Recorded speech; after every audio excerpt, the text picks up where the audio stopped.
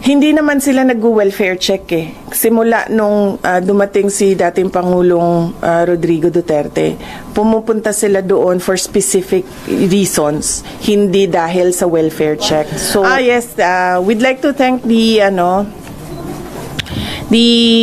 Senate and the Honorable Chairperson of the Committee on Finance, Senator Sherwin Gatchalian, for the approval of the budget of the Office of the Vice President. Ma'am, may we ask about the other topics na po aside from budget, or you have other... Wala naman. Pero kung may questions kayo sa budget, unahin. Sa HOR, you went there alone. Pero dito may kasama mo kayong team. Are you expecting more questions? Actually, yan yung discussion namin kanina because we were in a meeting. The Office of the Vice President was in a Zoom meeting. And then, wala kaming sagot, ma'am. Hindi ko alam kung bakit mag-isa ako doon sa House of Representatives. And then, suddenly, nandito sila. Sumama sila dito. Pero, madami kasi ang mga personnel ng Office of the Vice President na merong some sort of anxiety pag pumupunta sila sa House of Representatives dahil sa mga nangyari noong nakaraang taon. Likely baka yun yung rason bakit ayaw nila ako samahan doon sa HOR. What can you say, VP? Smooth sailing po yung budget mo dito. Si Senator Bongo sabi gusto pa niyang ibigay yung part ng budget niya sa opisina niya sa inyo. Well, ganun din naman sa House of Representatives. Mabilis lang naman. Mainly because napakaliit kasi nung budget. Tapos, ang karamihan doon are for projects na ginagawa na namin noon pa since 2022. So, wala siyang bago na project. Ma'am, wala lang po kayo sa current present budget niyo, or are you requesting ng... Especially sa social services, ma'am? Mas madaming matutulungan pag mas malaki yung budget, pero I decided not to submit a bigger budget because alam naman namin na hindi ibibigay yun eh. So parang maglulukuhan lang tayo kung magsasubmit kami ng mas malaking budget, tapos babalik lang din tayo sa kung ano yung nasa NEP ngayon, which is about 900 million. So hindi na kami nag-submit. May we ask about the welfare check done to your father, ma'am? Ano na pong update po? Yung welfare check na yon, usually kasi pag pumupunta yung officials from the Philippine Embassy in the Netherlands, nagsasabi sila at alam namin or alam ng defense team ng mga abogado na pupunta sila. Pero for this one or two, hindi ko pa masigurado kung 2 beses o 1 beses, pero sigurado ako, hindi ko pa masigurado kung 2 beses, pero sigurado ko na merong 1 beses na pumunta sila na hindi sila nagsabi sa pamilya man. Nalaman ko na lang siya noong merong report na binigay sa Office of the President. Was there offense taken on your part? No? Yes, ma'am. Oo. Kasi hindi naman sila nag-welfare check eh. Simula nung dumating si dating Pangulong Rodrigo Duterte, pumupunta sila doon for specific reasons, hindi dahil sa welfare check. So, noong nag-file ang abogado ng indefinite adjournment noong proceedings, suddenly meron ng welfare check na ginawa yung officials ng embassy. At kung makikita mo doon sa report, ay ini-interview nila si dating Pangulong Rodrigo Duterte. And somehow, nagbibigay sila ng, although nagsabi naman sila doon that we leave it to the medical experts sa assessment ng overall health niya. Pero meron silang mga insinuations doon na para bang silang nag-a-assess ng kanyang kalusugan. And you see malice in that? Of course, yes. I see malice in that. Number 1, they never did a welfare check. Number 2, they did not coordinate with the defense team. They did not inform the defense team or the family members who are at that time in The Hague. And yun, makikita mo sa report, nag-a-assess sila sa kalusugan. Ma'am, but ICC said it has to have a consent of the detainee daw for them to allow any representative from the government. So we would like to assume, based on their statement, that we are already allowed it. Well, hindi ko na tinanong si Pangulong Duterte kasi ayaw ko na siya ma-stress at ma-distress sa mga nangyari. And ayaw ko na isipin niya na merong mali doon sa mga sinabi niya. So ayaw ko na i-confirm pa sa kanya kung ano yung nangyari doon. The confirmation of the reports that I got a copy of, enough na yon para sa akin na sabihin na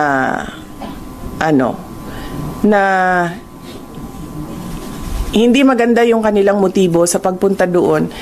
Dahil unang-una, sinabi ko nga, hindi sila nagpasabi na pupunta sila doon. At nangyari lang yon noong nangyari lang itong welfare check na ito noong merong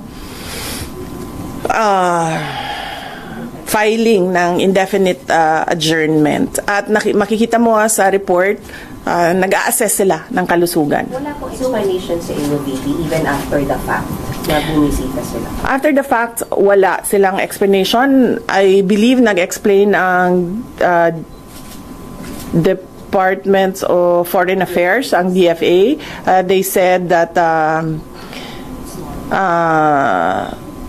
naggumagawa talaga sila ng welfare check sa mga kababayan natin. So where is he right now? Is he at the hospital or at the detention facility?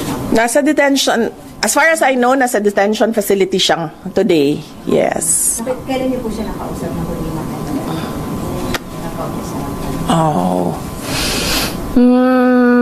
Kailan ba siya? Friday to Friday siya sa akin Friday of last week. No, Friday of last week siya. Ko siya huling ang nakakausap niya araw-araw si Kitty, si Veronica. But earlier today, Veronica messaged me telling me that she's busy today with her examinations. So can I take the call of President Duterte? So I expect him to call this afternoon around between 11 a.m. to 1 p.m. in The Hague. How was the health condition po ni Pangulo? Is he well, unwell?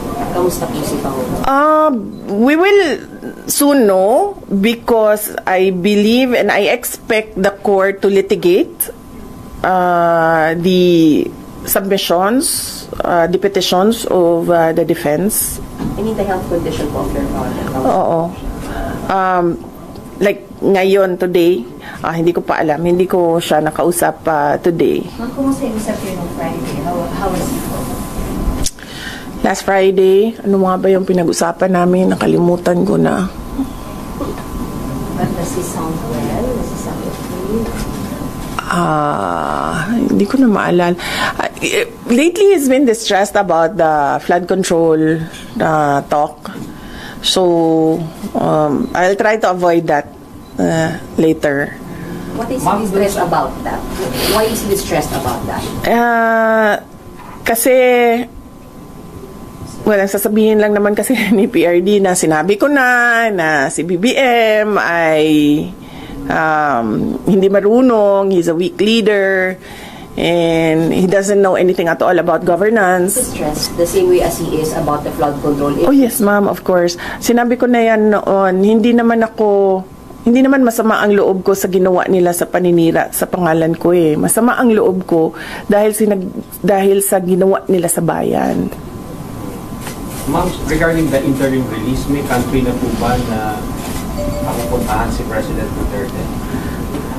Merong bansa na nagsabi na tatanggapin nila si dating Pangulong Rodrigo Duterte.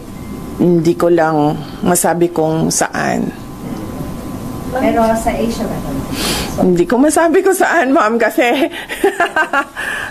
hindi ko masabi. Ma'am, your reaction lang dun sa mga lumalabas sa Senate hearings, allegations of bags of money being delivered po kaila Congressman Zaldico, Congressman Romualdez. you have any reaction on that? Billions of money po. Well, matagal naman namin na alam yan dahil matagal naman na yan pinag-uusapan. Simula pa lang noong pagpasok namin as President and Vice President, naririnig na namin yung delivery ng mga pera na nakalagay sa mga suitcases.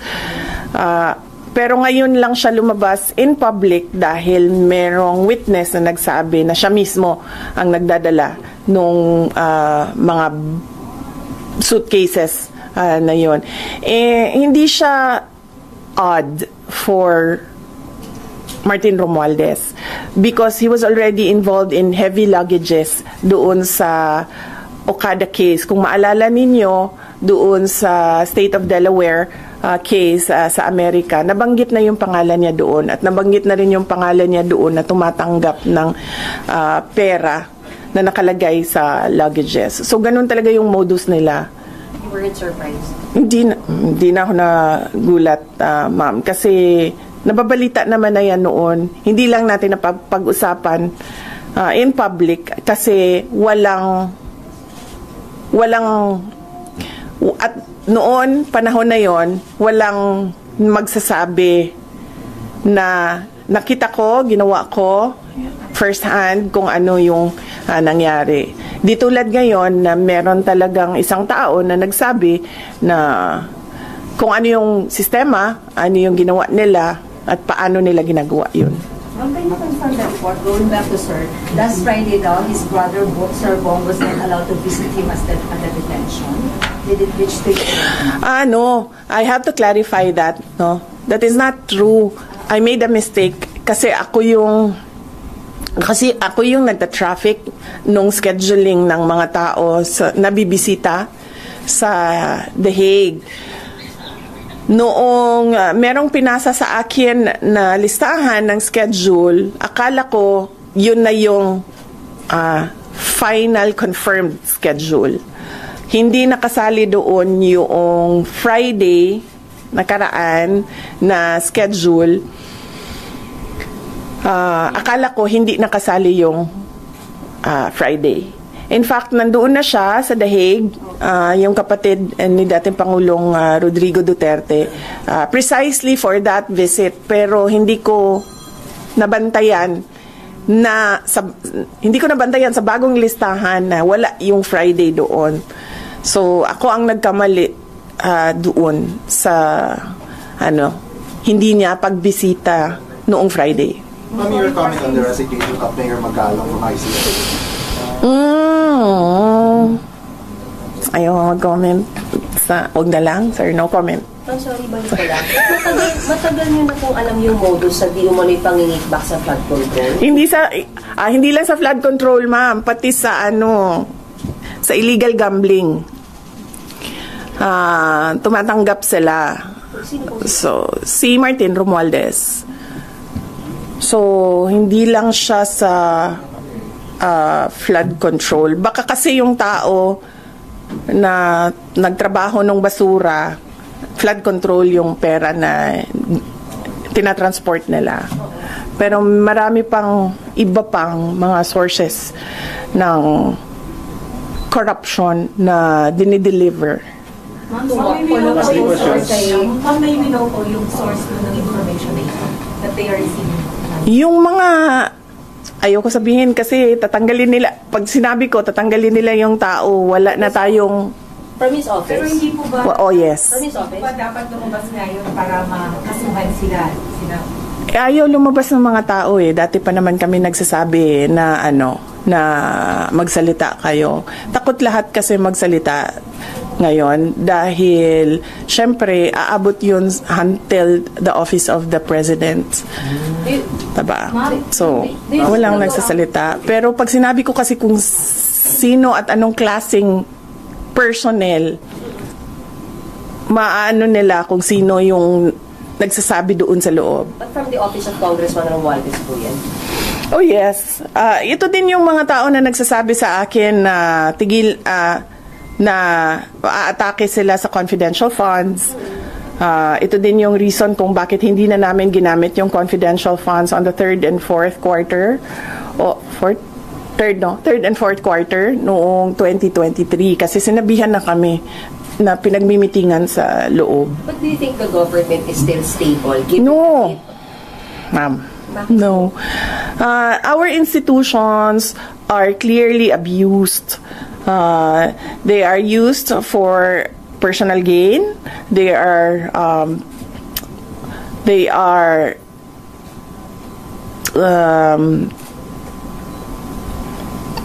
used for personal gain, and we have already seen the testimony of witnesses about corruption, and there is practically nothing happening in our country. Ilang ulit ko na yan sinasabi noon na tigilan yung politika, tigilan yung pansariling pag-una ng pansariling interes kasi walang nangyayari sa ating bansa. Meron ba kayong nakikita at all na project na nakatulong sa ating bayan? Wala.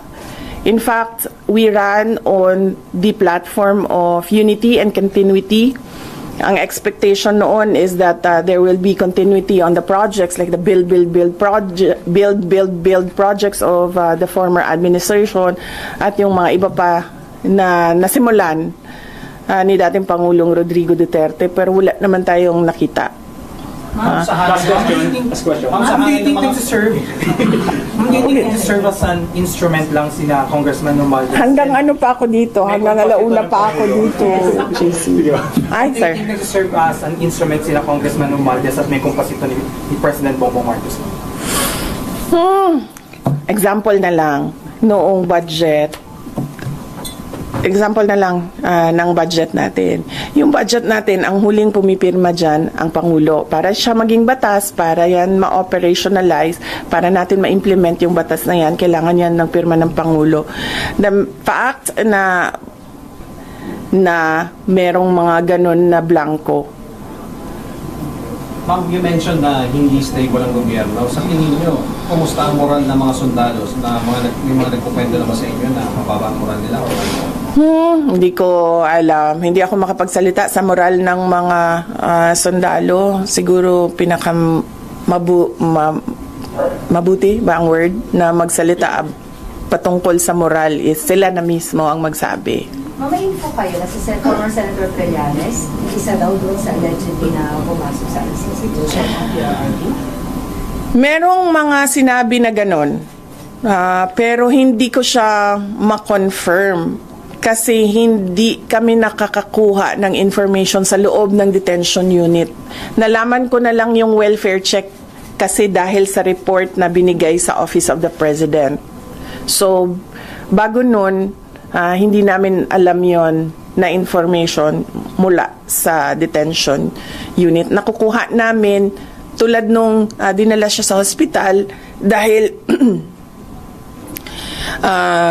dahil nakita siya na walang malay sa sahig ng kanyang kwarto, nakuha namin yon sa hospital personnel. Hindi sa detention unit, hindi sa ICC. Hindi kayo nag-inform by ICC? No. Hindi kami hindi kami sinabihan kami na family members. Hindi kami sinabihan na may insidente na ganun. Nakuha lang namin yon sa hospital personnel. Madami kasing Pilipino kahit saan ka pumunta, 'di ba, sa buong mundo. Kaya nga hindi makapagtago si Saldico kasi kahit saan ka pumunta, ang daming Pinoy. So, yung hospital personnel nagsabi. When was this? When was this? Nangyari? Nakita siyang Hindi ko na maalala. Pero hindi ngayon yon. Hindi the moment na lumabas yung statement. Hindi lang ako nagsalita noon. Kasi parang ang sabi ko sa lawyer na pag may mangyari naman na ganyan, kung pwede, magbigay naman sila ng information sa inyo. Kahit hindi na sa pamilya, kasi sa tingin nila hindi dapat siguro bigyan ng, hindi ko alam kung anong rason nila. Sabi ko kahit sa inyo man lang. And then, sinabi ng lawyer that we will work on this and make sure that this will not happen again. So, hindi na ako nagsalita. Nagsalita na lang ako nung nakita ko yung report sa welfare check. Kasi, para bang hindi kaya ng ICC, hindi kaya ng ICC na i-secure ang dating Pangulong Duterte. Tulad nito, merong pagbisita sa isang agent ng government na ito din yung gobyerno na nagdala sa kanya, nag-kidnap sa kanya dito sa Pilipinas, tapos dinala siya sa Hague. Maybe we know yung particular reason bakit po siya nawala ng malay, any particular... Kasi nakuha talaga yung report, ma'am. Nakuha lang namin siya sa hospital personnel at yung tests na ginawa sa kanya. But was it confirmed po, for example, by the former first incident na yun as reported by the hospital personnel? Tinanong ko siya. Alam ko tinanong din siya ng lawyer. Hindi ko lang alam kung anong mga incidents. But tinanong ko siya kung totoo ba. And then sabi niya, hindi naman yan yung una. Madaming beses na ako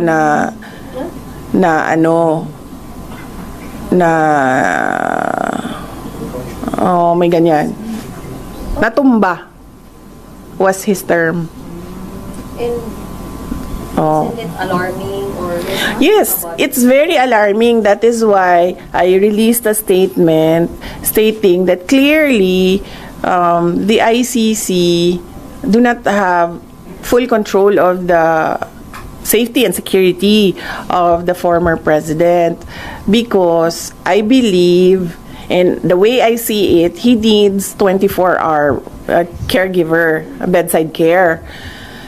So, yan din yung sinasabi ko sa kanila. Keeping him in without a trial date, without a date for confirmation of charges, is just plain cruelty ba? Pinapahirapan nila yung tao. Nakadetain siya ng para ba siyang kinulong ng hindi siya na-convict. Kaya sinasabi ko doon sa statement na for humanitarian purposes, they should give the or they should allow the interim release of former President Duterte. Anyway, wala namang plano yung tao na lumayas. Nakita naman natin sa behavior ni dating Pangulong Duterte noon, hindi naman siya nagtitreten ng witnesses or ng mga complainants. And wala naman siyang balak bumalik as mayor ng Davao City, because sinasabi nga niya, wala naman ako doon, and that would be an injustice to the Davaoenos na meron silang mayor na wala doon. So, wala nang legal reason ba kung bakit hindi pa ibigay yung interim release? Maybe we need to ask lang, nagkaroon ng rumor dun sa malawakang protesta 2 weeks ago. Meron mo bang nakipag-usap sa inyo for a possible change in leadership? Wala, ma'am. Wala sa akin. Baka sila lang gusto maging president. So, sa kanila na yan, ma'am. Ma'am, just to be clear, grabe maging si JC. Ma'am, yung last incident na sinabi nyo regarding the health of the former president, alin ho ba yun? Nauna ba yun na nangyari before the welfare check, or the welfare check muna bago nangyari the last incident? Wala kasi sa akin ang timeline ngayon, sir. Wala sa akin ang timeline. So, hindi ko alam kung ano yung nauna. Yung welfare check o yung he was found unconscious on the floor, or ano. Wala sa akin yung timeline, sir. Ma'am, may choice kayo na sa mga countries na pwedeng mag-host sa kanya sa interim release, will it be sa Europe or Asia? Ano bang preferred ng country? Kung ako, Davao City talaga.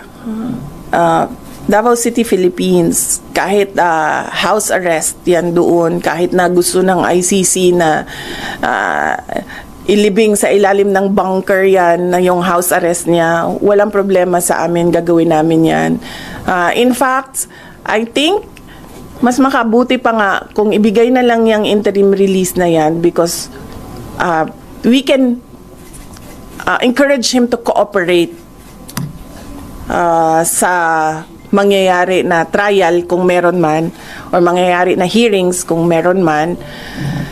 And you know, mahalaga sa amin yung word of honor namin, no, sa pamilya. So kung sinabi namin na papaniguraduhin namin na lahat ng hearing na sinabi ng ICC na umattend siya, papaniguraduhin namin na nandun siya at nag-attend siya. Alright. Okay, ma'am.